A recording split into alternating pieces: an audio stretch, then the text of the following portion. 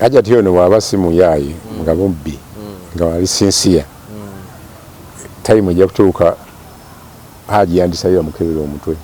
kusinziira contradiction statement z'abawala ababiri gwe agambibwa okukwatibwa n'agaana noona gwe bagamba awaayirize naye n'agaana ekyo kijja kuwa ekifaananyi kirungi kino omuntu yenna nga atemudde omuntu bayinza okumanya nti yabadde musensezze nemutwalako ebutabika si mu bubi nibakuba nebaga nti mulamu kati nebakuvunaana ng'omuntu omulamu so basanga ng'oliko ekikyamu ate gwe bakuteeka ku kategula endala tolina bw'ovunaana mulalu alina kumala kujjanjabwa basibirako justice Kanyehamba nti mulalu naye baagala munyaga bintu bye ne bamusibira awantu eyo ku lw'entebe n'akubira abakulu bangi luzindana bakini bajja bamununulayo bakizuula oluvannyuma nti si mulalu naye nga poliisi mwami gwe bayita boogere amenye na nnyumba bataasa kubajjako mulalu so nekyobulalu bakiwaayiriza omusawo yekka yasobola okuzuula ti oli mulalu oba toli mulalu so keesi eno wejja okuleetera obuzibu okutuuka ku buzibu nga keesi endala zonna bwe zituuse nti ekiseera kituuka poliisi eyinza okutuuka ku Hajjati n'atuma agenti bateese ne Hajji musango guve muki mu kooti kati bw'ogenda nga bayita omusango tojja nga bagugoba naye bagugobye muki erinnya lyo lisigadde wa kyandibadde kituufu Hajji bw'abanga mu nniya ye akakasa nti teyakikola agume omusango gufune full hearing Hajji amazima gaveeyo ensi gakole ki otherwise mu kaseera kano kooti y'abantu egamba nti Hajjati mukyamu abaana basigalawo bano nga babataddemu obulimba n'ebirala eyo ye family egenda okwonooneka kale wonna wosinzira okubeera nga otulaba ku mukutu guno ogwa MS Media Uganda YouTube TikTok tufollowing tugoberere YouTube osubscribinga ku TikTok tufollowinga nze Matia Sekanjako nina Mr. Siraje Lubwama agenda kubuuzaako tutandike okwogera ebigambo sebo buuza abantu tutandike abatulaba ku mukutu guno nateera sanyuse okuba nga tuwanyisiganya ebigambo Katonda ffe abamu akyatuleseewo okumalayo ebitole by'emmere byetugerera naye ekyaseeka Ssesimba yabimazeeyo n'amujjulula ku Lwokusatu era yaziikiddwa abadde mukulu nnyo awo mu byafaayo bya Odi Kampala kibuli Odi Kampala y'omu ne mu bajja abagenda ba President Museveni ne bamusaba batuzimbire ekitebe ekyo nga tukizimbye kigaanyi sente baziridde nekigaana mulongooti ne gukyama ne bagumenya Gaddafi n'agamba ngenda bawa bisumuluzo n'aleeta materiyo okuva Saudi n'aguzimba materiyo yekka afaananako ne gwe yazimbira eyo omukama w'ettoolo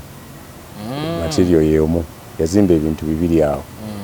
ettoolo yalinayo interest ze nawano ng'alinawo interest z'obusiraamu so afudde agezaako okugatta Mengo ne Odi Kampala mufti naye bigaanyi paka Katonda lwamujjuludde tweyanziza nnyo tweyanzeegesebo njagala leero tutandikireko ku mboozi eri mu mimwa gy'abantu eya Hajji eyasibwa nga Hajjati mukazi we yamusiba olw'okugambibwa okuba nti yakwata omwana wa Hajjati bwe yajja naye mu bufumbo ekisooka oli senior investigative journalist era senior reporter wa kooti stories ezo ndowooza gwe ng'omuntu ozirabyeko ezeefaananyiriza bwe zityo njagala ffe twawukaneko ku balala tukigende deep n'okwanalizinga stories endala gwe z'olabyeko mu kooti ezifaanagana n'ekyo naye tutandikire ku kino ekya Hajjati ne Hajji ekisooka story ya defilement si nnyangu nga bw'ogiwulira kukavalinga omuntu bw'aba defirinze omuntu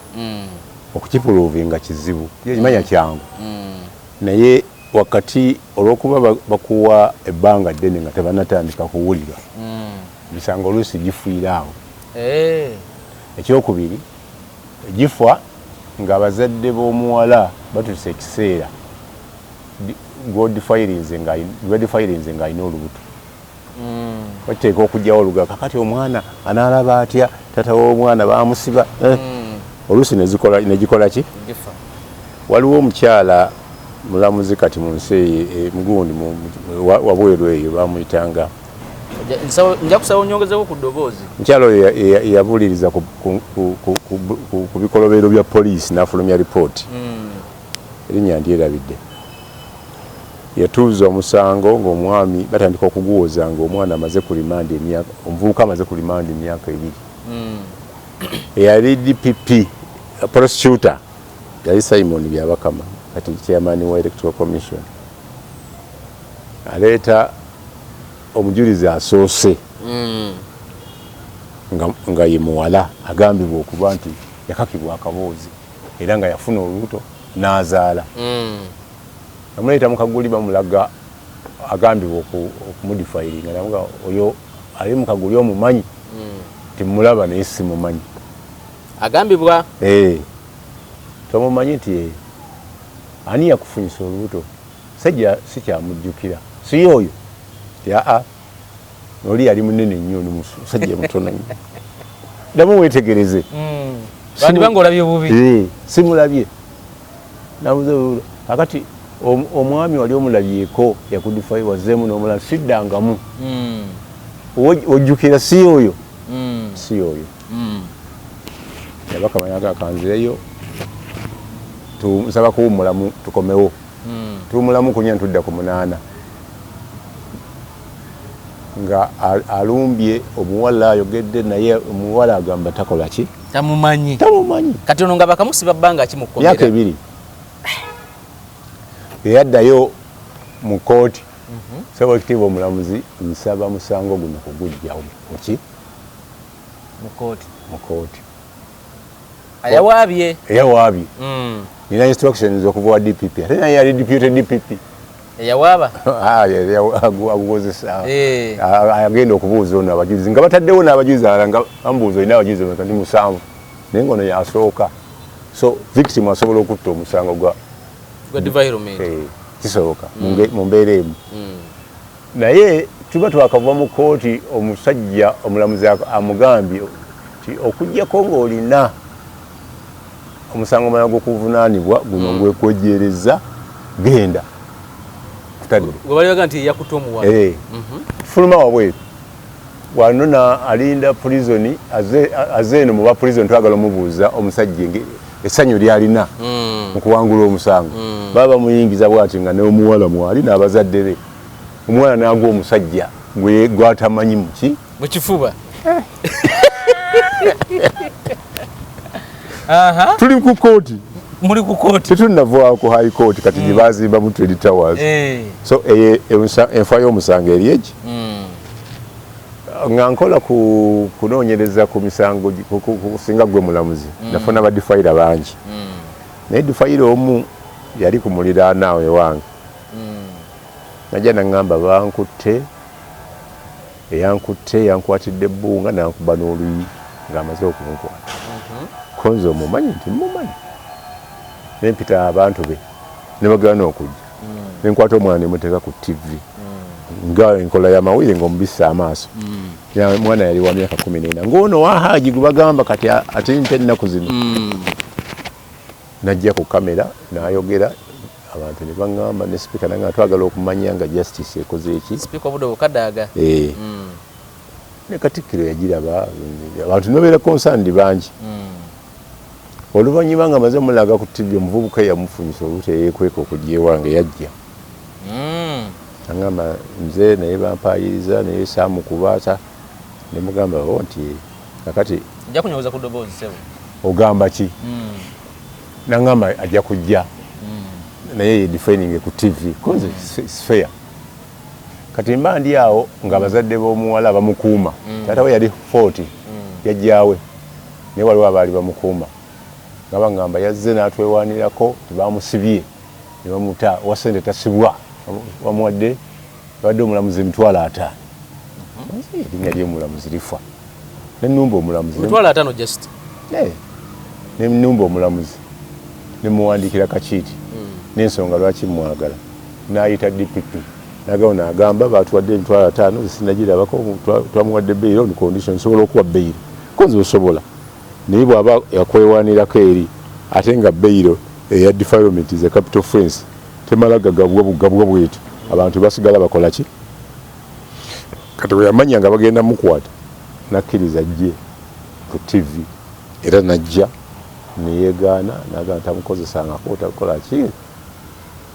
namugamba fine sijja genda mu details omusango tegunatandika katulinde ebinaava mu ki omusango guba tegunatandika nakolagana n'abaana bamukuuma n'abawayo akasente ne bamutolosa nga ne bannima nti bamutwala jajjaawe oyima ayina olubuto lulinga myezi 4 mwala saddamu kumulaba ngenda okuwira nti yazadde nenkiteeka ku TV nti omuwala gutwaleta wano yazadde ebine ebiyamba abantu ne bivaayo ne binnoonya mbabuulire waali bamuwe ku ki ku buyambi kumbe omwami yamubba era amulima teyamutwala hoyima omuwala mulaba luvannyuma ennyo nga nti yamala nandabirira naye kakati wangamba onoonya ebibiina bimpeko nze kati sikyasobola kukuyamba olina omwami buli twatukuyamba nga tolina mwami eyo naye omufa ya keesi ezifa kati abakozi abafumbo bwe batabuka awaka ne babba abaabwe nga balinawo abakozi abawala oluusi baleetamu ekyokuwayiza nti wakutte omwana waliwo omwana gwe baakwata ewaffe eggaba mwana muto muwala naye nga abeera wa sengaawe kakati amukwata yali musajja mu poliisi bano bakadeeti kati ono n'awaayirizaamu baawe tyakutte ki omwana n'omwana n'agamba nti yankutte omwana baba bamaze omuwa ebyokwogera kati bagenda poliisi y'emu kubamuteeka omusajja oyo kubamuvunaanira musajja n'avaawo n'agenda ekabalagala n'agamba nti bano bampaayiriza eyakwata omwana yono kati ate ono eyawaaba era oyo kadeeti ate yakutte muwala we ate naye ayagala omukwata balwanira batutte okuteesa mu bajeyo omusango n'amuwogola okugulu n'agenda awaaba asaluti kati bali ku poliisi ekabalagala waliwo fayiro 2 eyekabalagala eyeggaba egenze ekabalagala kati omukyala bw'awulira ng'agenda kuswala emisango gyombi agijjayo n'omwana n'amuddusaawo kati bw'amutu omwana waddayo wa kitaawe amukuba embooko nga amugamba nti amubuuza amukaza bagambye gye wabadde gye bakukwatidde naga senga yaŋŋambye mbyogere njogere bwe naye nze yankutte mu poliisi n'abulawo mysteriously naye ose yali abikolako naye n'abulawo naddayo mumusanga kati ali ku paalamenti n'akola ki ebyo ne bifiira awo omuwala n'agamba ono si yamukutte naye oli yakoze eki kati eyo keesi nayo yakusatu ekola ki efa kakati keesi endala ezijja zifa nalabako omwana gwe baakwata n'amukutte nga abeera naye waka naye nga musajja muzibe akola ku mwalo eyo musajja muzibe nga yakutte omwana agambibwa okukwata ne bamutwala ne bamukwata kati bamukwata nga banne be yabeera nabawala nti fe twawulira boogera mu bigambo omusajja eweeru wa poliisi nakkiriza nti yakoze eki yakutte bw'atuuka ku poliisi neyeegaana kati bajja okukwata omusajja oyo nga ne maama we waali n'abantu b'omuwala be bazze okukola ki kati n'abagamba naye mmwe mulaba mutya nga ono oyakutte azadde mu mwana mugenda musiba mufune ki olwo omusajja akyusiza statement nti nze nasanze mu nju mwalimu omukazi we olwokuba ndi muzibe nakutte nga ndowooza nkutte mukazi we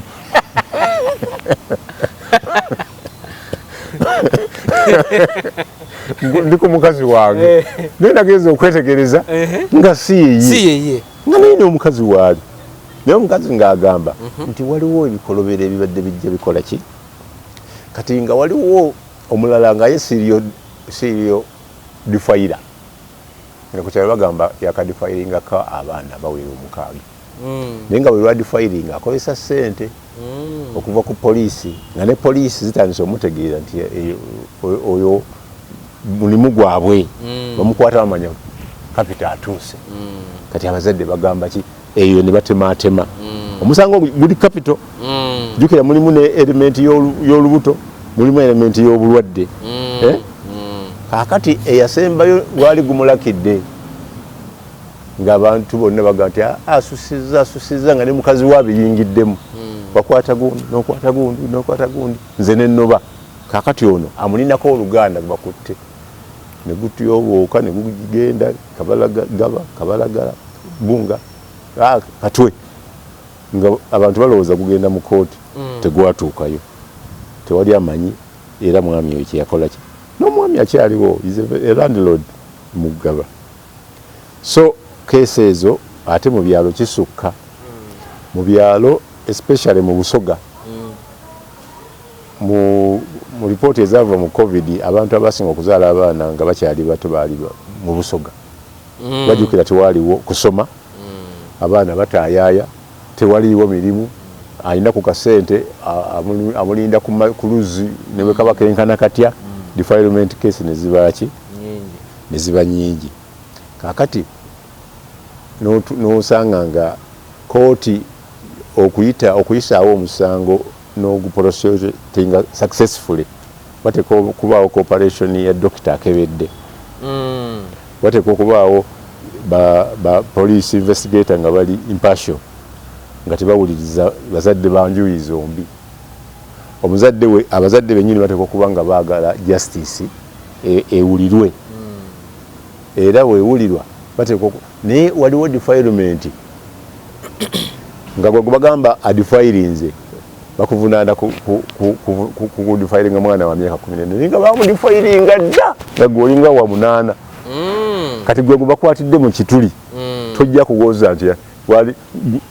owa traffic bakwata ng'olina abantu 15 ng'olina 14 toyinza mugamba nti ate oli alina 2 lwaki tomukutte oli mukisa gumuyisiza exactly ne mu kino bwekikola ki bwe kiri nti defilement engeri gyerina emyaka emingi ku muntu ate engeri gyeinvolvinga family naddala mu byalo wala mu byalo bagisalira ne kwerosi ate nga tekikkirize obutakutwala ku poliisi tema ku kibanja kyo n'omukazi omukole ki omutwale agenda okumutwala wamala okumuwasa nga amuzaalamu omu ng'amuta ng'ate afuna obula so society zonoonese nnyo lwakubanga abazadde balemeddwa okukuuma abaana ne balemwa n'okuteekayo obuvunaanyizibwa okulaba nti ono gwebakwatidde mu kikolwa agende agende mu kooti nze nafunako keesi emu ku bawala bange omuwala yafuna olubuto maama we omuto nayagala amutaase neme kutegeera n'amutwala mu ddwaliro ekibuyaawo mu Nkeri ne balugyamu omwala yali asoma omwala yali asoma kati omwala maama teyambulira nenze nakola investigation ne dokita nemutegeera dokita mukwata nemuteekawa munda batuka munda naga nze bajja kunta nina abantu mu state house manya omuku gwe yabuulira gwe yaŋŋamba yali amanyi mu state house nga muyita Mariam Namayanja atubeera naye gasimbagana kati ate omuvubuka nga omusawo nga tammanyi omuvubuka bamukutte atubotegera otya nti bwana yajjamu olubuto kuba olwedde yali yamaze olugjamu akola investigation yalwala nenkwata omusawo nenkwata nani nenkwata n'omwana kati Namayanja bwe mukubira waliwo akutaddemu naŋŋamba byomusibire ddala bw'aba akoze ekisubyo sigenda kumuyamba era n'agenda mu kooti gyebyaggulira so ekyo bw'osanga abantu bonna naddala abasawo abajjamu embuto n'abaana abakoze eki problemu ya prostitution nzibu nnyo ku defilement ogisobola ndowooza ku reepu nti oli yankase omukwano n'oleeta obujulizi ate ne reepu nayo obujulizi buba bwa muntu omu baba baleepingira mu nsiko baleepingira mu bitooke baleepingira mu kakati ekyo kyekikola ki ekizibuwala kakati keesi eno particularly eya Hajji Hajji ono keesi eno bwezzeewo era efungudde nnyo Hajjati nti wano si waasoose okukolera ekintu kino bajjayo omwami ali bweru nti yamulimbalimba namukolako naye nga oluvannyuma amaliriza akubbye nakola ki nakuta kati Hajji ono abantu engeri gyereese simpase y'abantu nti abantu bataddewo kooti eyaabwe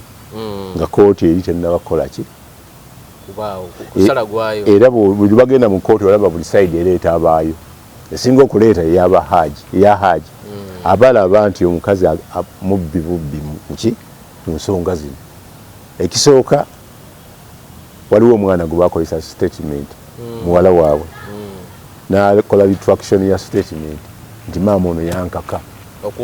okwogera ekyo kimu ate ku fayiro kweri era mu kooti ejja kutuuka jjukira tebanamuwa beyiro lawyer we Medi Nsereko ono MP Nsereko Muhammad Nsereko just aliwo nga alwanirira omusajja naye omusajja alina balooya be omusajja Nsereko yagambye agenda kufuna basabye beyiro ikomawo nga 13 November n'omusango lwe gukomawo formation kuba kooti eriwo kusinziira ku musango ogwo tekkirizibwa kuwozesa musango ogwo Ene kajansi. Magistrate court tekkirizibwa era ensonga lwaki teyafunye beyiro tokkiriza na kusabaawo beyiro magistrate court 14 ebagiyita aggravated defilement erina kugenda mu kooti senga okubuuliza kuwedde ne beyiro inagisabawa kati beyiro bagisabye mu high court naye nga omusango gukomawo olunaku lwe lumu 13 wano wansi n'eri 13 balaba bamweyimirira naye kooti ye Kajjansi erina kukola ki erina kuwuliza musango ku beyiro kuwuliza kutuuseewa naye kooti eyo terina muwa beyiro tesobola naguwulira ate nga mena awuliriza musango kuwulira kugamba nti gutuuse wano si kutandika kuwulira si kutandika kuwuliriza bannamateeka nga gye bali n'ebirala naye guno omusango gunaagenda okuvwa okumaliriza okubuulizibwa nga kooti y'abantu emaze okugusala infact yagusala kooti y'abantu yo yagusalira Hajjati kakati ekirala gwegaseemu ne basiraamu bannaabwe abagamba nti ono muntu waffe gwegaseemu balirwana bagamba nti ono tumumanyiko ebikolobero bwebiti gwegaseemu abalwanirira eddembe ly'abasajja era olaba t-shirt zebambala kati olutalo wakati w'abasajja n'abakazi ate nga tekitera kubaawo yadde nga batandikawo gundi waliwo omwami yatandikawo ekibiina ekirwanirira omwami oyo yalwanirirako omuvubuka eyagambibwa nti yakwana MP ono ow'ebusoga eyakwana ono MP Lwakojo balwakojo bali babiri Lwakojo ki waliwo Lwakojo ow'ehoima waliwo Lwakojo ow'egomba bonna ba MP yakwana we Fort yamusanga wali ku Lugogo bypass teyamukwanira ku simu anti bamala ne basisinkana yamusanga ku Lugogo bypass bakwanaganira ku simu nga wewegomba omukyala ku Facebook omwami nga MP ngaloza akwanye muntu w'amaanyi abamukwana w'amaanyi agana basinkane ku katikati Lugogo bypass awo manyiwo nnyo kuba nasomera ku Stay High ne katikati teyaliwo ebiseera ebyo kakati bwajja nasanga akaana kato kayenje kati n'atakasonyiwa nti sikukkiriza naga oyagala onjagala nti yetugende n'akatwala ku parliament n'atemeza ku poliisi era yali ne poliisi awo ne bakateekako bye bakateekako ne bakasiba bamaama baako ne bazadde baako muganda waawe omu yali asomesa awo ku Buliru nyina najja nabaleetako ne ku pulogulaamu yange nga omusango guwedde kubanga na ripootinga nga tegunnaba naye bwe gwaggwa omuvubuka n'ayogera ngeri yali yeegomye ng'omusajja naye ng'ate talina ssente era bamuweeranga buweerezi nga bamusondera ssente biki nemutwalako ewala Right Honorable amuyambeko naye yamuyambako kusoma kumaliriza kusoma n'abalala ne bamuyambako kyemmanyi nti kati yeeyongerayo mu kusoma nempita Honorable ku pulogulaamu ajje n'agaana nemugamba oba asobola okumusonyiwa kuba kooti omusango gwamusinga n'agamba nkyerowooza simanyi nakati oba yamusonyiwa oba teyamusonyiwa naye ogwo tegwaliko nnyo proof nene kubanga baleetanga amasimu nabikibi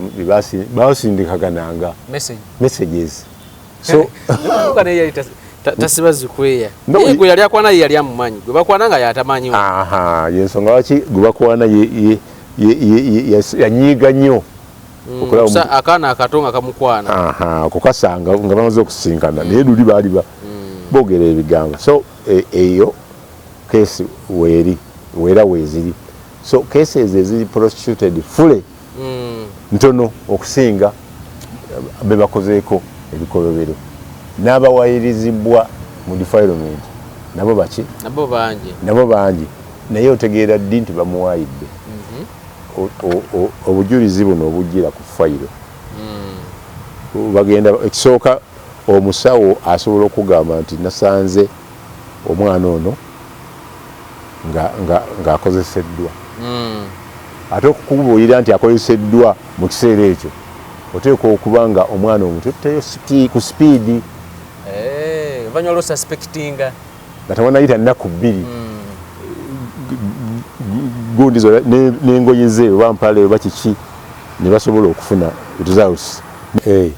osobola okusanga nga results zobadde oteekwa okufuna sizookoze eki kuba wayiseewo ki abasawo basobola kumanya nti bamukwata ntibasobola ekyokubiri omuzadde agenda n'agamba nti omwana wange wa 14 nga wa 18 naye nga baagala kukakasa nti ono yakoze omusango omunene kati eyo proof y'okuprovinga emyaka gino nti giri under age na gino nayo yanjawulo naye kuba bw'aba asusuka 18 defilement evaawo aweze 18 eba rape kati bano abali wansi wa myaka 8 okudda wansi 18 aggravated defilement 12 eyo defilement 16 ng'eyo eriko ku Hajji ono naye specifically ku Hajji ono balirwana baganda be n'abantu abalala bamanyi omukyalo ono bajja bakubuulira engeri gyazze afere abantu bano naye ekikulu kiri kimu ne bagamba nti oba defiringire omwana ono Hajji teyaliyo omwana yali amutadde ate walala ew'omuntu oyo kati okakasa otya nti ono yadifiringa sooli bwokibanga bamudifiringa abasawo bo bagamba bamudifiringa defiring nti yasooka yali yakubiri kuba ne bamudifiringa emirundi 3 ne bakwatiramu ogwokuna era gwoba odifirinze kakati omwami omukyalo omwana ono naye statement y'endala agikyusa agamba naye ebigambo bamuteekamu ki biteeke omwana awo wali obuzibu ku ekinyusi ono muganda w'omwana n'ono omwana ate mu nju babadde tebasulamu bokka ne Hajji abasulamu ekyokusatu Hajji asobola okuba omuluvu n'akwana muwala omwana we mujja na nnyina naye obagambye bamukwatira yaliyo ate yabaddamu abalabirira bonna ng'abaweera ekisingamu obukulu Hajjati ayogeraganya ne Hajji nga bamaze omusiba n'amaloboozi ge twawulira amugamba okusonyiwa njagala kalina ono amugamba Hajji nti okuwa kalina sigaana obanga ogenda kugibeeramu n'abaana bange baba bakyali mu pistoks tebannaba kukola ki kumaliriza Hajjati aleeta abaguzi ku kalina nga tebana muwa kadi ya gundi mukakasa nti iye nti agenda nti bagimuwadde aleeta abaguzi Hajji agamba bakufa mu kkomera nkole ki kalina yange kesigale n'abaana kati awo olutalo luyingiddemu kooti y'abantu era omulamuzi agenda kuba n'obuzibu. So ebituli byolabamu ebigambo bitakwatagana eby'omwana amasimu agawanyisiganyizibwa oba amaloboozi wakati wa Hajji ne Hajjati kati bw'oleeta obujulizi nga bukoonagana omulamuzi omuwa obuzibu okulondamu buliwo obutuufu. Waliwo omuyindi yali mukozi mu maka ga Kuki omutunyumiza luli ajja ayagala omukazi wa Kuki Kuki ajja asanga omukazi nga abakwata yali akomyeyo okulya lanchi aze ne teepu yali atunda teepu nga ndi chairman w'abayindi atunda teepu abakwata akuba omuyindi amumenya omukono ogwo gwamenyeka omukazi omwana takaaba omukazi yakaaba baliraana bawulira akaaba bagamba oli akoze eki akubye mukazi we omukazi afa abajulizi bonna abajja baali hiyase bawira maloboozi yaliwo yali oyo omuvubuka omulema Bintu yali ku kagaali naye yasobola okwagala omuki ono omukazi n'amanya nti kebankwatidde mu bwenzi ewaabo obwenzi eriyo ebika ebimu nga tebukolagana na bwenzi ojjukira omusango gwa omusajja wa Sebuufu wa Payini wagukolako nagwo bamusiba emyaka 4 nengunoonyerezaako lipooti zange neziwa abalamuzi ne batuuka ne bamusalirako mu Court of Appeal. Lipooti zo ze zaali okumusalirako? Yes, oyo musajja okunoonyerezaako findings zo zayawukana n'ezabali era omwami oyo bawo oyo omukyala yagenda nabo obujulizi nga si mu kooti mu kamera kuba baali naye bamunoonya kumukolako akabi namukwata n'omusibire entinda naabona naye nga ekituufu kiri nti omusajja agamba oyo bawo omukazi nti yali amubanja sente z'emmotoka naye kooti yagaana okunoonyereza sente z'emmotoka zaali mmeka. Sebuufu ye yali abanja? Sebuufu yali abanja sente z'emmotoka kati nga sente zibatusasulira teziriiko naye wakati awo waliwo omukazi omusajja ng'agamba ono yali akwana mukazi we era ne message nga olwo yamukubira essimu nga balina bonna Sebuufu ng'akwana mukazi w'oli naye nga omukazi agamba oyo omusajja agamba nti baffe bukonjo okwenda kibi era omusajja yadde bamusuubiza sente nyingi omukazi teyakola ki ne Sebuufu musanga ku komera omusajja bawo omukyala bamusuubiza sente nyingi abiveemu omukazi bamusuubiza sente nyingi amwagale amusonyiwe n'emmotoka esente z'emmotoka omukazi ayagala Sebuufu omukazi agaana bwe bujulizi obuvu eno Sebuufu mukomera mulumba yagamba nti wasobola okwogera naye byonna bamuwayiriza buki sasobola kwogera naye ku kamera ngamba wayogera naye nga omuna bamwogera nangamba bamuwayiriza nanga nogana lingenda kukuwaabira igwe wakola sigundi nyingi nga zimpayiriza ebintu biki ne muganda gezaako kunoonya kuba lwe bamukwata Sebuufu mukubira nga ndi ku monitor nangamba jyamu kubuulira ekituufu saakikoze ngenda okutuukawo nga bamaze omunywa saasobola kwogera naye deni naye nagezawo okunoonya abantu be nga sinakola na pologulaamu eyo nengenda eruziro olwasooka ne bannyima naye omusango we gumala okugenda namulaba nambuulira nti saakira naye ekiri fane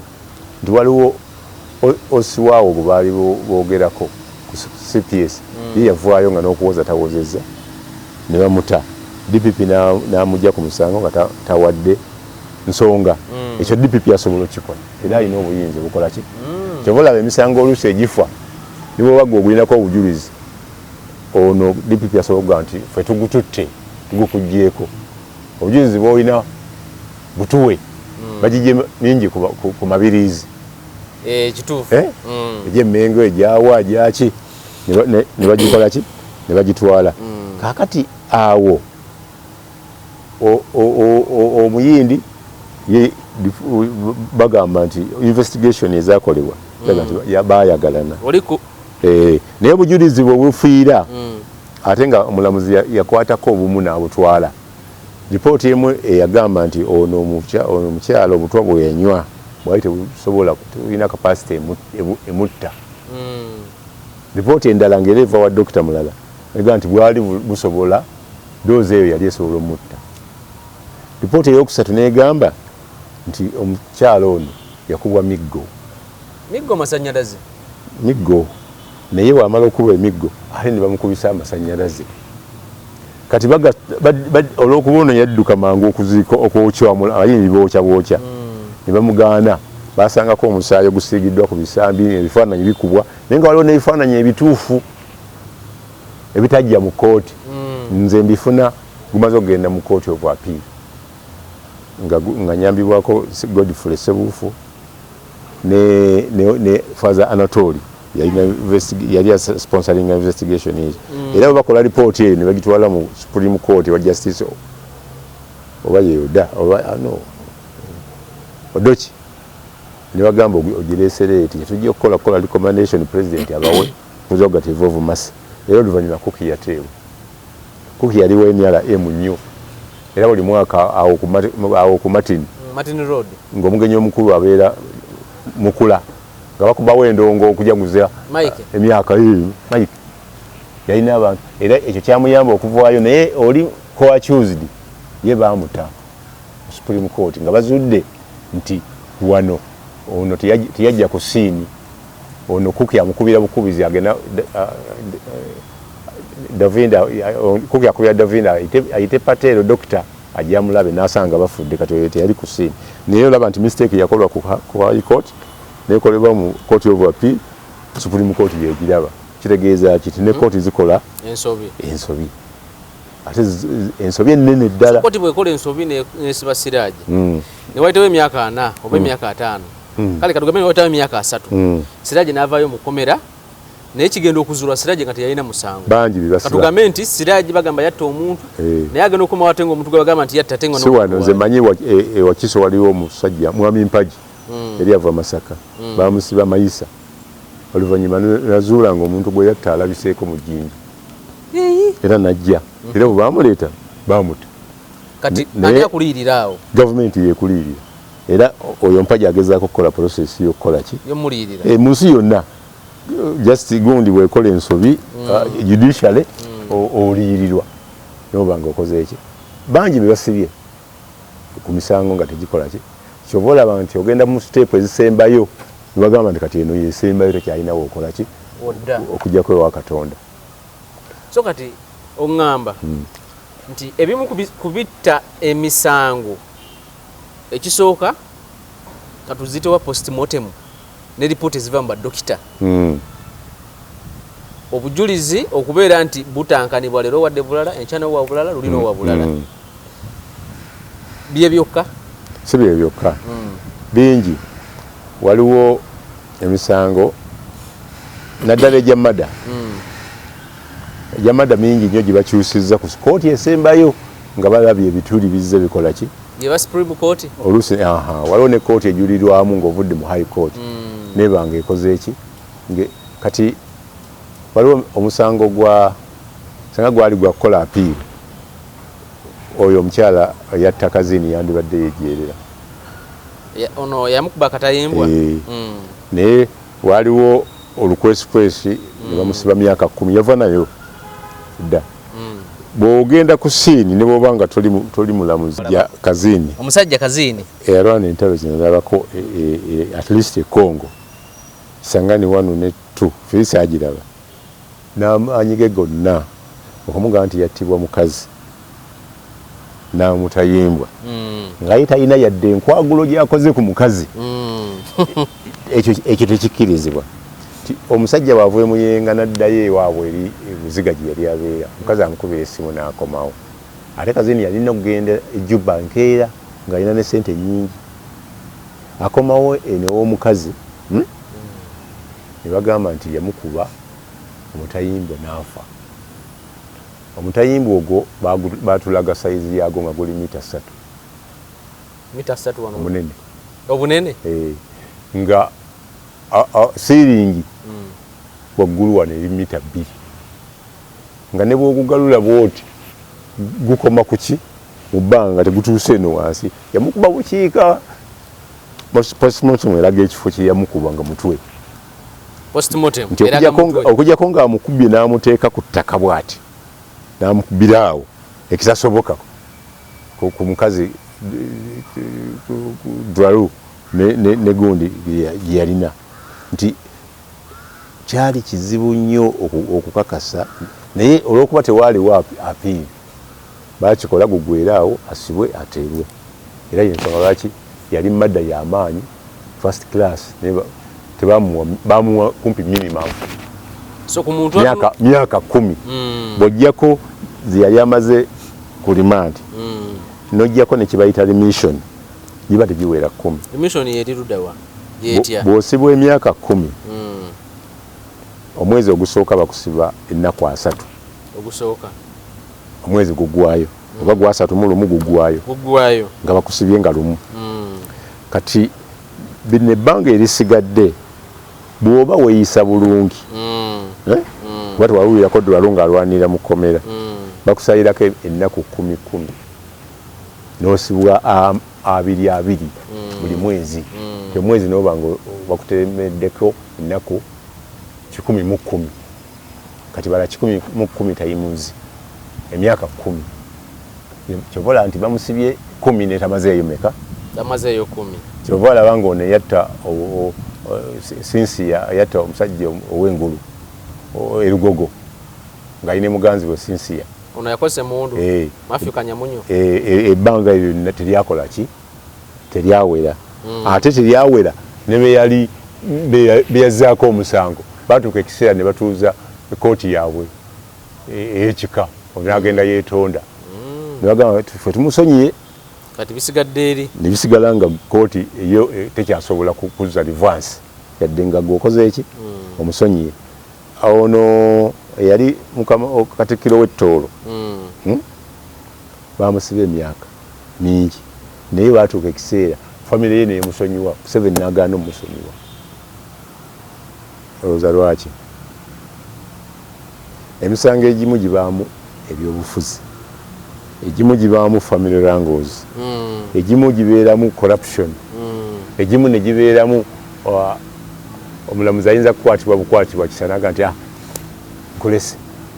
nga Museveni yakwatiddwa ekisaba n'abasala ensawo ababbi oba 10 mu meka n'abagamba batadde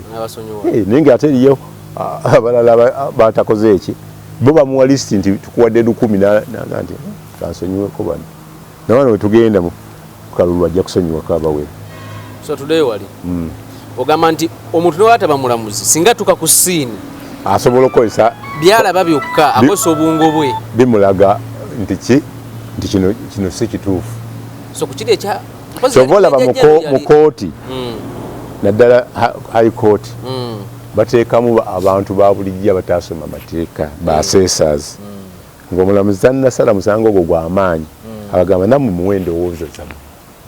okusinziira ku byemulabye babeerawo ne balaba tebabuuza tebamanyi mateeka naye ne basoma eyaabwe nti nze senga mbadde mulamuzi nandikoze bwe nti senga epologulamu eyo nali nkola senga ndi mulamuzi nga nakyusa emisango mingi nga ndi ku pologulamu eyo egimu ne bampita nga gya ttaka ne bampita n'okubeera mukwano gwa kooti nempa finings zaabwe mulamuzi ogumu principal judge yambuuzaako ku kino kiraba otya nga pati zombi weeziri so osobola okulaba gwe n'amagezi go nogaa kintu kisoboka nina omusajja yali endiga nga yamutomera talina maka nga naye mugagga n'afuna omuwala mukyala n'amukyalirako wiiki emu nga boyfriend oza n'adduka olwekyo omusajja n'afa nga tazadde mwana naye ng'akoze ekiraamo kye nti ebintu byange omuzzukulu wange Lubega bwati yamusekera nga bangabi bw'amala omuwala muganzi we eyamukyalako bwekyemu ne bawaaba abantu be tyo ebyo ebintu byaffe oyo yali mukoddomi waffe ffe tuli bango era ono yali mukyala we wakati omulamuzi yali Joseph Mulangira n'agamba omukyala oyo ajja awe obuki obujulizi n'agaana okujja kati ono n'agamba ono awaaba omuzzukulu kyokumanya taata yali yamutomera ne medical forms zizi natasobola kubanga yali ayagala abakazi niwaaba mukazi nga wawiiki emutaba mukazi wo aba concubine so kooti nesalawo okuwa yamulangira nga omusango gumaze emyaka 8 mu kooti newa Lubega ensala nti omuzzukulu gwe baawa mutuufu bano ne bajulira abengo kati bajulira ate n'oli omukazi afudde kati ne bagenda mu court of appeal ne bagamba ono yali muntu waffe biki neddiiro eyo yali mu hoteli emu ku byobugagga nga birira waliwo hoteli yali eriranyaawo ettaka ly'omusajja yafa nga omugagga ayagala ayongezeko hoteli eyo naye ng'ettoka eyo lirina omuzzukulu omugagga wa hoteli yali avuga ekintu ekyo kyonna nga naye Masaka eriyo era Masaka nafuna transport netumayo Katumba kubaze nanyini program sasobola genda Katumba omumanyi n'alaba ebyobugagga byayo kakati bwe tutuuka ekiseera ne basala omusango aba court of appeal nga baali bakulirwa Justice Owindolo kati Chief Justice naye nga tannaba ne bagamba nti abalamuzi 5 bazudde ng'oli omukyala yalina okuba nanyini bintu naye ng'omukyala oyo wango kati ku kooti nga omusango gutandika kwaliko omulamuzi eyawummula omuyita Remi Kasule guba gukyali mu makkati ne bamuwummuza oluvannyuma yafuna contract naye nga tannagifuna ne bagamba nti naye yasayininze kuki ku judgment ne baleetamu n'omuntu omuyindi amanyiddwa okubba ettaka ly'abantu atunda ettaka nga yeddiira ku yali ettaka ly'ennaggulu naye ne bamugamba nti bamu ku ba petitioners mu kooti enkulu ne bagamba nti omusango guno ateeko guteekwa kugenda mu kika ky'abengo ne bamenya amannya naye nga gangabi mu kika ky'abengo amanya gangabi ge bamenya biri mu nsala nenzuula mistakes 8 wafuna ensala ewedde Balemi Kasule baani bataddeko emikono gyabwe nti naffe twenyigidde mu nsala eno mbuuza Balemi Kasule aga nti omusango saagumalaako kati mpandika story n'ebituli ebikola ki ebirimu bagamba omusajja gubasinze aga nti ensala gikomyewo tugitereeze registra yayita kati ne mugago toddayo gamba lawyer wateekemu notice nti zino ground zennyini eziri muno zenkola ki zengenderako ku Supreme Court nga registra agamba nti awandiika ensala tugisazizaamu mujja kudda nga ennaku z'omwezi bwe ziti tubawe ensala empya kati eno gyalina kikipuli kooti egikoze eki egigobye olunaku olwokuddayo zalina kuba ssaawa 3 twatukawo 2:00 nga bagisaze dda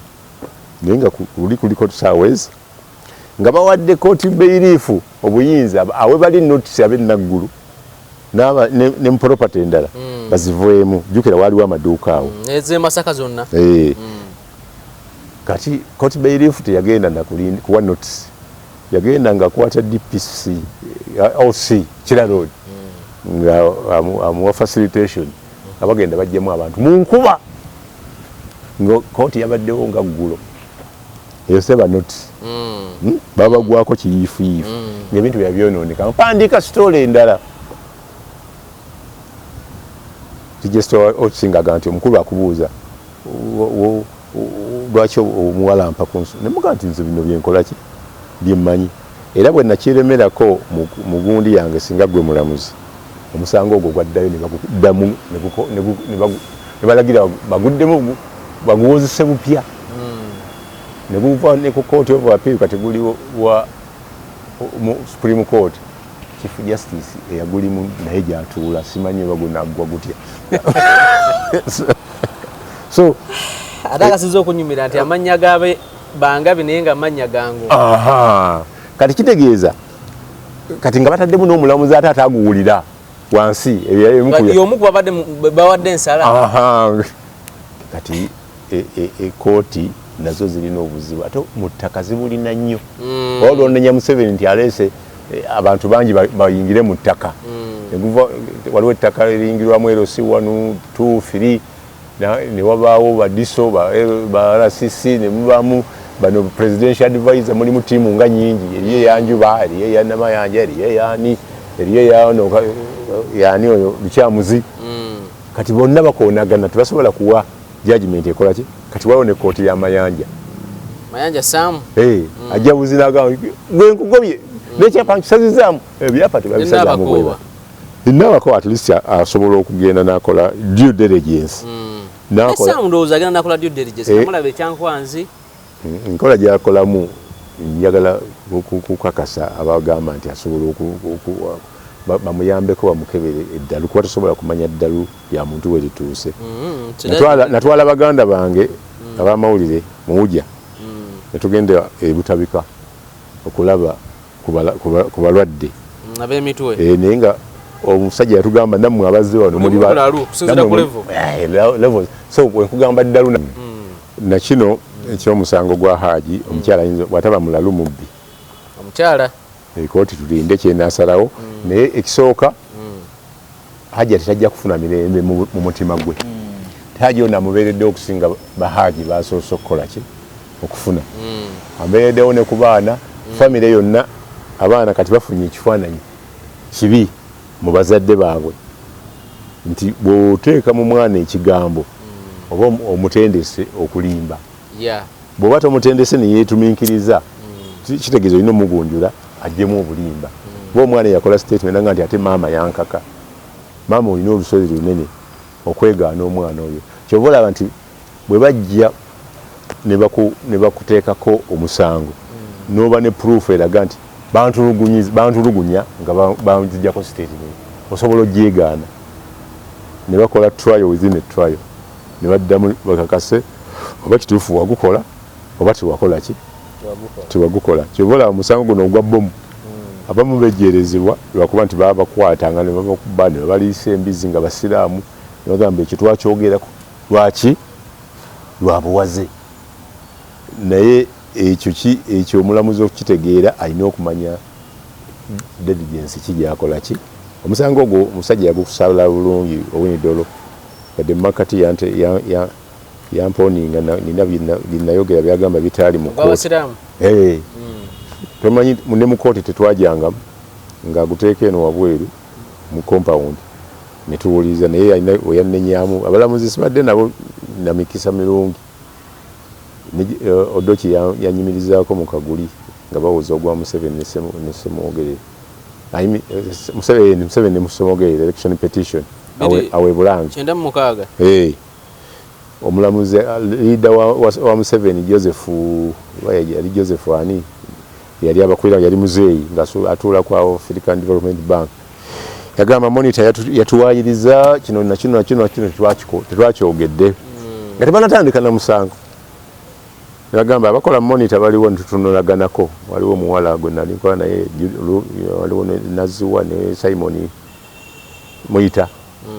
twalinga banane photographer wakutanga nibaddamu ne bayita nga tiwali awo situka nze nesituka ayogera ki ku story eno emuganze nagiwandiisa naye omutwe sinze nagukoza ebiri mu mutwe byanjawulo ebiri mu story kakati ogamba kinanga mpolopozinga omutwe nti sitteeka ndi mukama wange agutwala kakati nibakayana yoya wagundi asirise owa Semwogerere abalamuzi nibagamba tuwumulemu tugende tuwulize akatambi tukomewo. Bamala eddakiika 4 ne bakomawo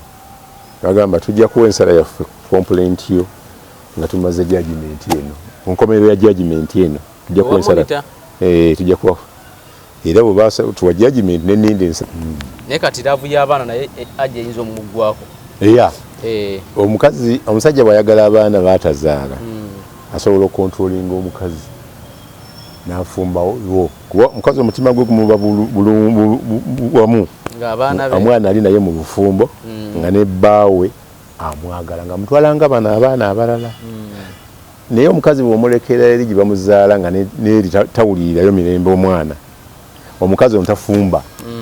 ekiseera aba ayagala omwoyo guwankawanka genda kulaba ku ki oluusi gyagendera nga n'oli condition gyateekawo nti okulabira omwana tulina kuddingana okusanga omukazi ng'afumba mu mali abiri taata w'omwana ne bwafiirwa naye abazze mu bufumbo kati ebyo okubyewala mulina kuba wamu n'abaana wano niweesiga taatawo n'otamuwaayiriza lwa byanfuna n'oba nga mukola ki nga fayiro ezimu zibula namba nene ebula eza defilement zibula eriyo abasibe be basiba defilement emyaka 10 nga tafunanga fayiro yabula ate tewali akufulumya komera kugenda mu kooti nga talina fayiro ogenda kukolayo ki omusanga nga amazeeyo takyamanyi nebifaawo yaabwe naye nga tamanyi talina nasuubi chance ejja lumu abalamuzi ne bajjako mu komera nga buli alina ensonga ze azireeta nga bazitegeka dda sebonze banvunaana emyaka 10 naye fayiro yabula fayiro namba ki era bwe balaba nga teriyo nga bakuta eyo kooti esobola okukuta naye nga kooti tezze mu komera teri alimanya nti gy'oli okujjako abeewammwe so kati Mr. Siraje waliwo kye bayita law etteeka naye waliwo nekye bayita justice omuntu asobola okufuna justice mu kooti kisinziira ku ngeri gyakuttemu ebintu abamu tebafuna justice abalamuzi abamu bayingiramu obwakada bwe bagamba nti waliwo abasibe 18 abaabula okuli John Ddamulira ne bagenda mu gundi Uganda Human Rights Commission nega nti fayiro njigaddewo abo tebaliyo mulimu yabufuzi kirabika n'abamu bagenda Dubai bagenda mu kyeyo kisoboka naye si bonna okisooka baaliko mu kkomera okusinziira ku loopo yaliko bwe yabuuliriza twamusanga nga yaliko eruzira SD reference yamini emukono neyaliko egindi ono yaliko egindi asobola okuba nga yatoloka n'agenda mu kkomera ate kati ogenda mu kyeyo naddala Canada ne mu America kyangu nnyo nga wekutte ku nsonga bbiri ey'ebyobufuzi bantulugunya n'ey'ebisiyaga osobola okufuna visa ebibiri ebyo era waliwo ne gurupu ezitwala abo ebisiyaga ebweru nga batulenga conference n'atuuka eyo naye nga gurupu ekola ku bisiyaga Trump yali akendezezza ku bantu mu myaka gy'etaano era kati yagambye akalulu k'olwokubiri bwakawangula olunaku olusooka sayininga kugoba bantu bweru abagwira baddeyo bamuwa enduulu nti America first era ababadde bagenda mu America ku biseera bya Trump badde bagendayo lwa byabufuzi okusinga na bisiyaga nga mu Canada bwe kiri biseera bya Biden nebya Trump baliyo naye nga si kyangu olina okupuruvinga kati oba atulugunyiza principal Bobi Wine n'afuna omukisa n'agendako mu America abo abeekubya nabo ebifaananyi tebabikubyawo kuba bamwagala nnyo baagala kufuna asayiramu na visa nti bagenda tukola ng'ono bwe baamukola Omumerika ekyo akyagala nnyo kukiwulira nti bangobyeyo lwa byabufuzi banguwa mangu okukola ki naddala nga America erina kyeyagala nze America bwenfuna wentwalako okusoma bwebankuba wano niwabwire lweyankuba eriiso ne liziba America yayingirawo nga sigisabye nagisaba neragawo ddala poliisi etwale omusango mu disciplinary committee ya poliisi era bagutwalayo lwakuba ayiza akasema kadde teyagumaliriza niwabwire nagenda awaba expert nti muliyirire emugamba eriiso lyagenda kati nona n'engatto zitwale nzambuza ebigere sirina sente kaweesa yanyamba namukubakuba ebikola ki ebiggweeraawo so America abantu bano kooti yasaze nti bana abakyabuze tebaliyo era tebalese bukakafu bwonna bulaga nti ddala bakola ki batulugunyizibwa omuntu gwe batutte ekitaliya kati nalukufenya yavaawo nga bamukutte mu drone ne bamubuzaawo olaba babuzaawo MP nga bamugye mu kooti bakamuta nga tewali amanyi okumala ennaku 3 tebamanyi waali ogamba otya nti gwolina obuvunaanyizibwa okunoonya nti bamutulugunya bwe bati nze ndowooza omulamuzi yakoze kyekubira yataddemu ebyobufuzi omusango n'agukola ki n'agudibagira awo naye nga abo abantu ensi eyagala okumanya kuba abantu baabwe bagamba nga tebaliyo tebalipootinga ne bavaayo ne bagenda ne bakola ki ne bakola statement kati omusango yagugobye era ku apiiri gusobola okusakusiidinga. So kati tuli wano justice ne law omuntu addukira mu kooti mu kooti bataputirayo mateeka omuntu mu nnyonnyolayo kyeyoleserwa atu nti 100% asobola kufuna justice mu kooti. Tosobola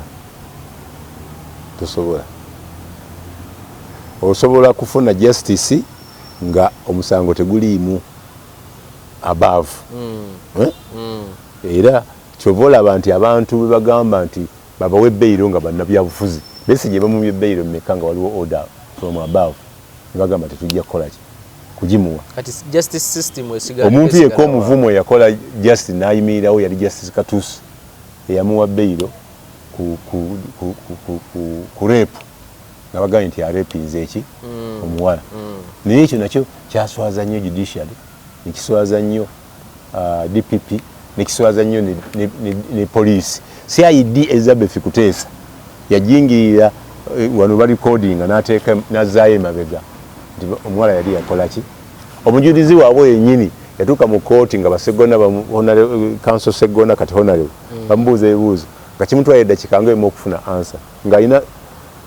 gundi ansa gyawulira yeesibanga omukongo nga bamuwadde obuntu mu matu kati enkeera omulamuzi ajjanga nti twagala tumwaze alina byakozesa gajeti zakozesa omulamuzi n'asuulawo tawulo omwana n'agamba nti ndwadde nafointinga awo nemutwala emulago teyakomawo yamusuulirawo aba kumufungula mutwe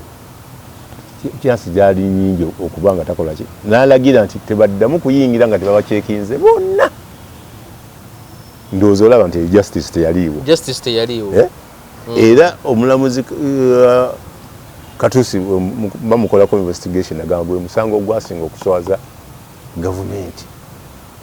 mu misango gye gyonna era teyejjusa nti yamuwaaki beiro so lwakuba nti bava side emu naye lwakuba nti waaliwo injustice yali emukoleddwako mu kooti endala ye n'ateekawo rekodi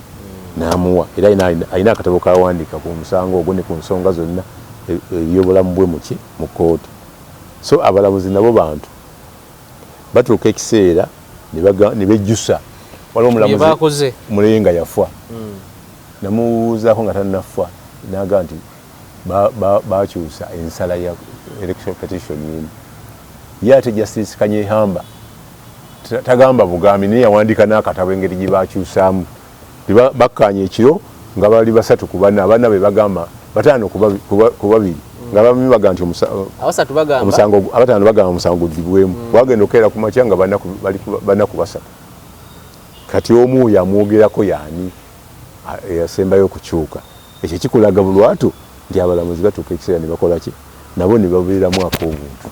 katonda akuyamba buyambi justice nekola ki nebeerawo naye nga si 10 ku 10 kyobolaba abantu batandise okukola kooti ezaabwe omubbi yabbye tumwokye ebipiira bagenda mutwala ku poliisi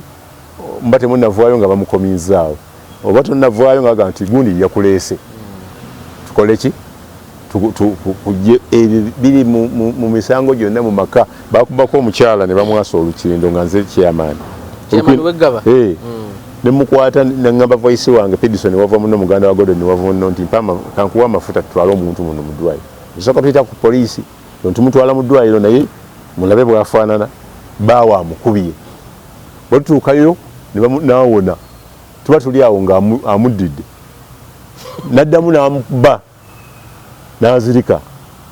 netugenda ku poliisi twasiiba olunaku famire z'omukyala famire z'omwami ne bakkiriziganya okwawukana mu buwandiike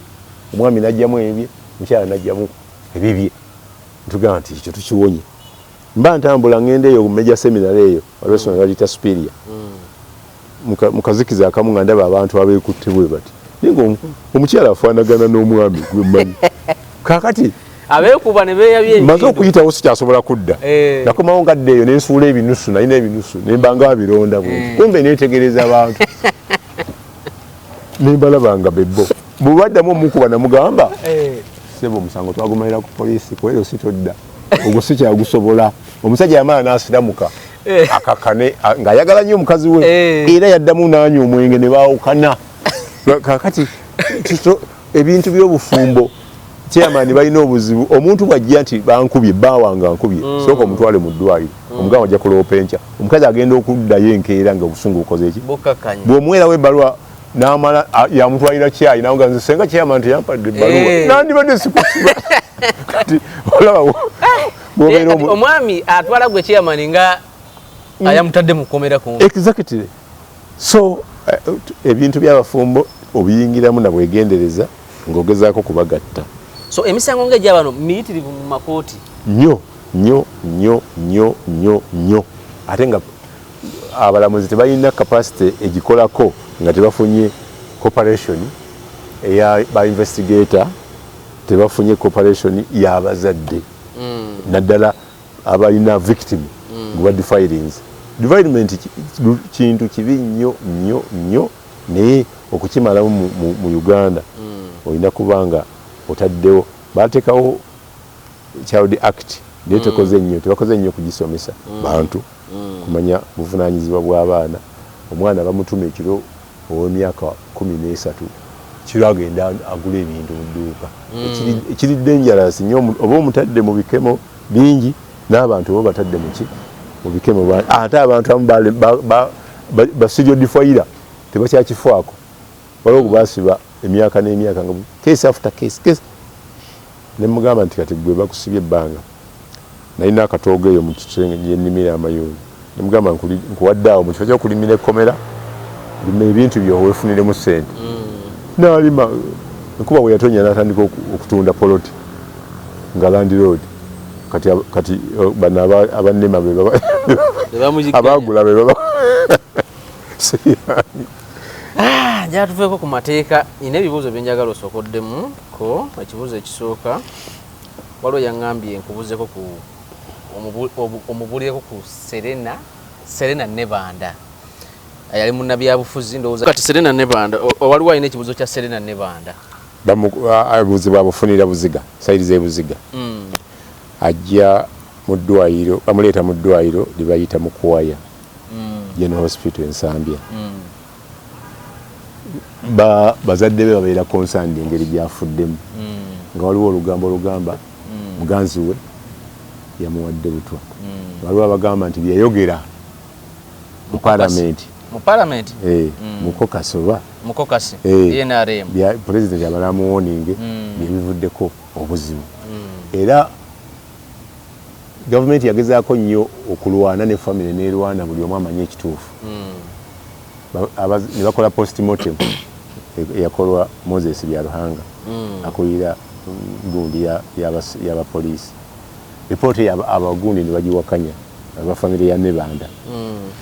ne bagamba twetaaga okulonda abantu 3 bagende batukolera ripooti ebweru oyokulisi bali omu nsi minisita wa ICT kati n'omulala dokita ne bagenda akanyama baakabagirako ku kisaawe ky'ennyonyi Entebbe ne babavunaana kakati omu ku bibaakwata ng'ayogera gwe baayita samwasamu yali Honorable Nsereko Muhammad wa Kampala Central ne bamusibira ettololo ku makya nagenda enkeera nga bagenda okuwulira bail application ye nagenda n'ababaka abawerako Honorable Sewungu Honorable ono wa microfinance ono yeeyita namba 4 Kiwanda Honorable Medadi Segona baali bawerako twagendera mu motoka ez'enjawulo nagenda ne mmotoka emu ne tusula awantu we twasula buli muntu ng'afunye ewuwe nebadde mu political conversation naye nga n'abeeniala embagani Museveni ono tumukoze tutya Museveni atuyitiriddeko tukondeyo kakokasi nga Kiwanda ne Nsereko gundi begasse ne opposition bakole ekintu ekinakendeeza Museveni amaanyi. Ekintu ekyo bwe kyogerako awantu bombi kisooka na gundi bamuleeta ne bamuteeka mu microfinance Kasolo naye nga yali agala kuvaayo akiddukemu nga Nankabirwa ku mbabazi we yali ayagala okukivaamu akidde eri naye oluvannyuma Museveni amugezi tamalaga kukkiriza kugenda bwoti ne gundi bamuwa omulimu ng'ogyeko ono Hope Kasolo nono kati omwogezi wa gavumenti kati minisita waliwo n'omulala bano bagundi be baali very unfortunate bahonayo Sseggona kuba tebabafaako bagata abo baafa dda tubaleke naye Sereko twamugjayo n'akola drive mu Kiseka market yali muganzi nnyo n'akola drive era n'abeera darling nnyo ate n'agenda neyegatta ne barebo MPs Sekikubo tinkasimire ne bannaabo kooti ne bagamba babagoba mu bukyamu bano ne babaga nti ffe tetubaagala NRM Kadaga n'agamba nze mbaagala n'abateerawo n'entebe ezaabwe nti bano bantu bange ne babeerawo naye Kadaga yayamba Museveni okubakuumirawo kuba oluvannyuma mu kampeyini bagamba nti sente ezazigenda okukola kampeyini mu Kampala 3 biliyoni ezisooka baziwa omuntu omu Sereko ng'ekimuweesa kuvuma mu kibuli kiramu naye nga tovumye Pulezidenti Museveni era bangi bagamba sente zaffe azitutte sente zaffe oyo mwana waani wa mukulu eno mumulabanga Rebbo bw'olaba Sekikubo ng'akuba Museveni okutuuka akalulu abeera stand by abeerawo akuba n'ebbaafu ng'ali confident yakalulu bamumma akazinda Museveni agamba mukamuwe kuba baana be abamanyi nti baddalu ne basobola okudilivalinga gwe ne booteekawo Piero yu toyinza kutwala Sekikubo ne booleeta MK toyinza kutwala Nsereko Nsereko akalulu yakayiteko ku lugwali yo nsonga lwaki agansikaddamu naye alina kyategese mutabani tasobola mukulu tasobola musuula mwana we mu Kampala muno era ogwo omusango gwaggweeraawo nga yali looya wa Nsereko yali mwannyina nga tumaze omugjayo eri wa etololo bagenza omweyimirira ne tukomawo naye so performance kitegeza ne banda yali akajja mu parliament akanyama tekagenda bweru era afaya akagenda mu parliament kyebakola family yali compromised sister we najja ng'omubaka ne kakati gyali simanyi alabika byaggwa kasita Museveni akumala nakozesa byakozesa ng'akuta naye nga yali mukazi ndowooza mbaggu oli asooka origino ne banda yali sharp nnyo yali sharp ono yamuddira ebiddawo tebyenkana kyobola ne Nannyondo tasobola kwenkana gundi yafa tekiso ebiddawo tebyenkana kanagako okugulu waddamu ggo then ono alina kya Rwejema y'omu ku baali 27 abasooka okugenda mu nsiko mwali kuba ono yanga mbuliza Mr. Siraje enamba ejagikebera ngitegeere naye nga mwali ali kubasooka yanga mbuliza Mr. Siraje Lubwama mumanyiiko ki byasobola otubuulira naffe ne tumuyimu Lubwama nali mumanyi ng'omutuuze w'e Makindi nali mumanyi nga omuwagizi ku Lukungwe owa Villa era twasembayo okumulaba yalaba omupiira gwa Villa enakivubu n'amala akawungeezi n'akola ki Abanyarwanda balina system tosobola gisobola bakugamba nti tujja kukola kino babanga nkuyege bali very cooperative bamanyi engeri y'okutambuzaamu netiwaaka yaabwe sente n'enkola yaabwe era okugenda kwabwe baali so systematic senga tebayeri amulukwe olutalo lwalujja kwanguwa mangu okuggwa under Rwejema olwakyenda mwena lwakyenda mwena Rwejema tafanga tuvudde mu gundi mu nsiko mu 86 n'abeera wano nga spy yakola ebintu bingi wano linda ko tuva mu nsiko ajja n'abeerawo era ne rank eyo yamuweebwa ali wano yabeerawo wano yasavinga era yava wano okusavinga nga tasiibudde oba yasiibula mu nkukutu President yali bweru nga balumbi naga senga nabaddemu nze sibiriimu senga nabibaddemu kyanditute olunaku lumu nga tuli Kigali ngayogera nga mutabani naye era abantu be n'ebyuma ebimu byava wano kati n'obuyambi kubanga endagaano yali kununula Uganda nabo kununula buli omu ayambeko munne exactly kati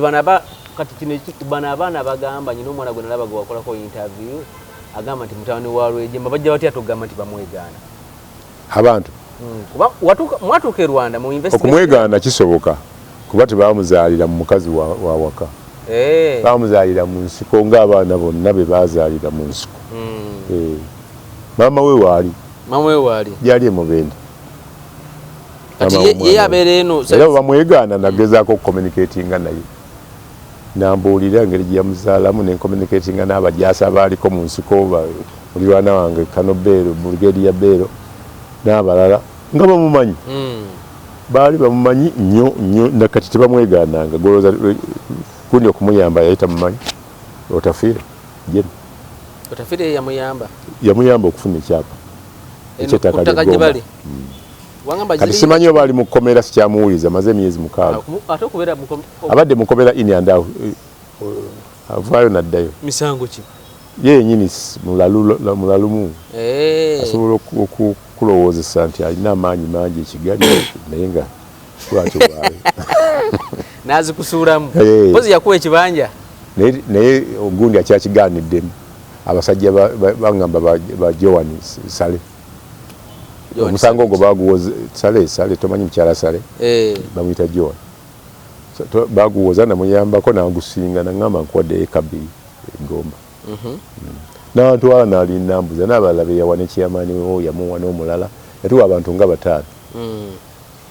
bagenda okutwalayo omuguzi nensanga abasirikale nga bakyagaaniddeyo naye kati bakendeera bakuwadde ate nawe oyagala tunda ate ebyabajaasimbiriko oba gyekyo ne bagamba nti tibamuggyeko nze mba bimaze okukivaamu so omwana gwe tomanyi nti oba gyali engeri gyalina eddalo eringi maze ebbanga nga simulaba naye nga mbadde constant amasimu ge tegaliiko simanyi oba ali Kigali oba ali mukomera oba mufu ekyo siyinza kukyogerako kati Katonda agamba nti Siraje olina owandiika ekitabo ekyo kijja kutunda nnyo nawandikako ekitabo ky'obufumbo obutuufu ekikwatanga ku bulamu bwo nekiggwa ekyo ansabire Katonda nja kiwandika naye njagala kyenatera okumaliriza ekya similarities between Amin and Museveni ebifaanaganya ku Amin ne Museveni balina similarities nyingi dotoziraba ono yasoma oli teyasoma ataasoma yakola degree number 1 nafuga eggwanga eyasoma nakozesa oluzungu nakozesa legal notice number 1 bonna bawamba January 25 sure ono nayagala obutayagala kufaanagana Amin nayongerayo lumu naye nga baali bawambye bonna bawamba 25 January ono ye n'agamba nti nze kangende ku 26 bonna balina ebitiibwa ebitalina mulala alina ku nsi President conqueror of the British Empire CBE naye ono talina bitiibwa bingi ono just General Yoweri Kaguta president wa Uganda ye president amanyi yagamba Makerere nti amanyi lwalikoma okufuga oli yagamba nti amanyi lwalifu Amini ono ye Ssaabagabe naye nga waaliyo omugabe kati ye Ssaabazzukulu yaliko vice chancellor yaliko chancellor kumale nakati chancellor alina ebitiibwa ebyenkanankana n'ebyamu yali mujaasi nabali mujaasi toba mwenkanya oli yalina abaana abajaasi nga Moses no nalina omwana omujaasi yatendekako mukyaka ab'eggombo nono yatendekako mukyaka kikyatakola Museveni kyakola so kati oli mukuwandikako katabo yes kyabwenkanya okugeraageranya ayava mu bulamu bw'ensi n'akyali mu bulamu agenda okasoma yagenda okusalawo oba kyabwenkanya oba si kyabwenkanya nze bwendaba mulala si bwalaba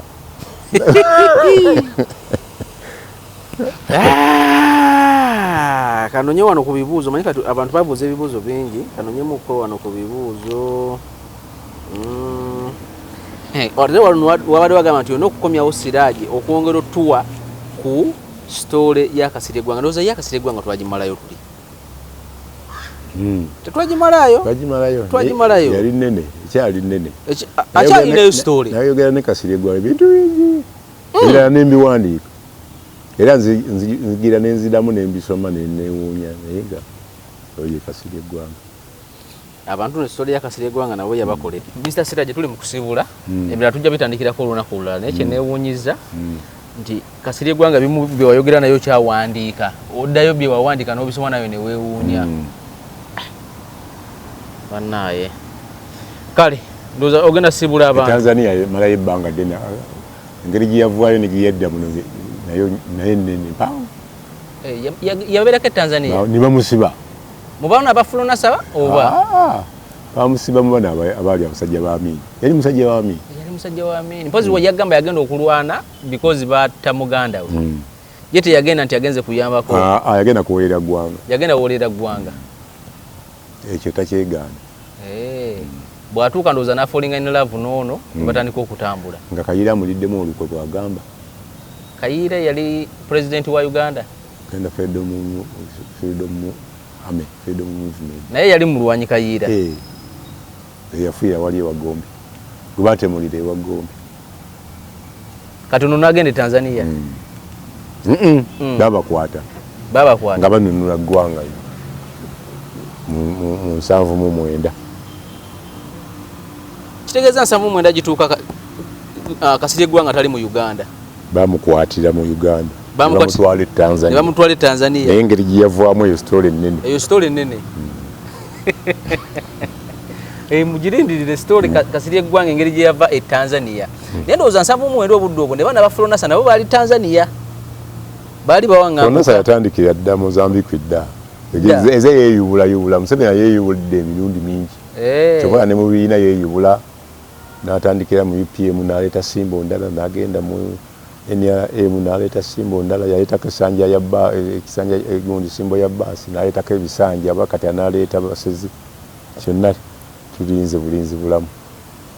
Sibula abantu sebo tuve wano. Abatulaba mbasiibudde mwebale kutulaba mwebale kufussakadde Katonda agira abakuuma nga naffe bw'atukuuma. Kale toyanza nnyo tweyanzeege Mwami Siraje Lubwama tubadde nayo nako olwaleero ne twogera ebigambo kakati tujja making sure nti tumukwata bulungi atuwe emboozi eyo eya Kasirye Gwanga nga aveeri e Tanzania kuyajjamu waneeno mu Uganda deri netandika gyetandika muga nti ngeze woolera muganda wange kati kyolina okukola olina subscribinga ku channel eno tutikako notification nti bwetuteekayo ekintu olaba mangu notification eyo n'olaba video enamba wasenna ne bando diddwamu n'ebibuuzo bira bididdwamu akuume atakuumira mpeera awangaale Ssaabasajja Kabaka.